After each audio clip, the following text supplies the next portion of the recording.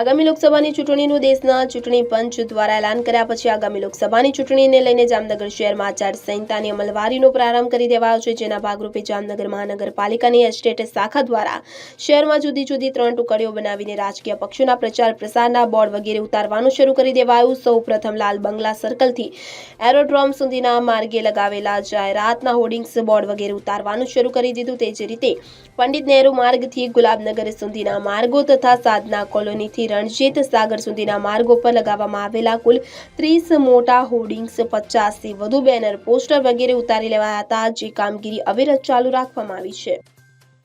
Bureau report CN24 news. હવે જુઓ દેશ દુનિયાની તમામ ખબરો તમારી આંગળીના ટેરવે।